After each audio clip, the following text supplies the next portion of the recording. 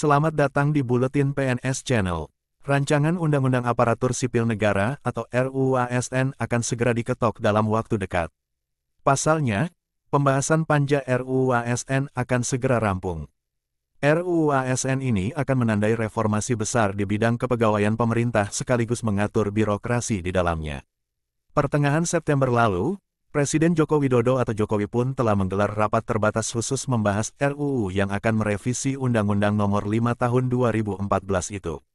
Menteri Pendayagunaan Aparatur Negara dan Reformasi Birokrasi, PANRB, Abdullah Azwar Anas mengungkapkan RUU ASN ini memuat 7 agenda transformasi birokrasi. Pertama, kata Anas, RUU ASN ini membahas transformasi rekrutmen dan jabatan ASN. Kedepannya, rekrutmen ASN tak lagi harus menunggu setahun sekali atau 2 tahun sekali, melainkan akan disesuaikan dengan ASN yang pensiun atau tak lagi bertugas. Selama ini kalau ada pensiun, untuk merekrut pegawai baru itu siklusnya menunggu ritual tahunan. Sementara kadang-kadang ada guru meninggal atau resign, sehingga terpaksa diisi dulu oleh honorer yang kemudian jadi masalah di kemudian hari, ujar Anas dikutip dari siaran pers. Senin, tanggal 26 September tahun 2023. Kedua, kemudahan mobilitas talenta nasional. Artinya, mobilitas talenta tidak lagi hanya dalam dan antar instansi pemerintah, melainkan cakupannya bisa lebih luas hingga ke daerah-daerah. Kita tahu bahwa talenta saat ini masih terpusat di kota-kota besar saja. Ada lebih dari 130.000 formasi untuk daerah 3T pada 2021 tapi tidak terisi, tegasnya. Kedepan dengan UU baru ini mobilitas talenta bisa dijalankan untuk menutup kesenjangan talenta. Ketiga, lanjut Anas, RUU ini akan membahas ihwal percepatan pengembangan kompetensi ASN.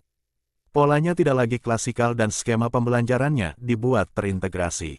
Dengan UU ini akan dibuat experiential learning, ada magang, ada on-the-job training. Bahkan bisa kita bikin sebelum duduk di kepala dinas, harus magang di BUMN minimal 2 bulan. Tuturnya. Keempat, pengaturan kinerja ASN yang akan menjawab permasalahan selama ini. Banyak keluhan bahwa kinerja ASN belum sepenuhnya mencerminkan kinerja organisasi.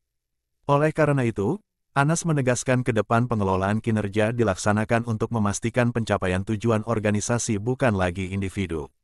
Agenda kelima dari RUU ini ialah penataan tenaga non-ASN atau honorer. Pemerintah telah memutuskan untuk menunda kebijakan penghapusan tenaga honorer dari semula November tahun 2023 menjadi Desember tahun 2024. Kami sudah menyiapkan beberapa skenario yang insya Allah akan ada titik temu, ujar Anas. Keenam, percepatan digitalisasi manajemen ASN juga akan segera diwujudkan dengan sistem data yang terintegrasi. Dalam undang-undang yang baru ini, teknologi digital sudah terintegrasi sejak didesain. Digitalisasi tentu bukan sekadar aplikasi, tapi mindset juga tidak kalah penting, ujarnya. Terakhir, RUU ini akan mengatur penguatan budaya kerja dan citra institusi. ASN telah memiliki core value, yakni berakhlak.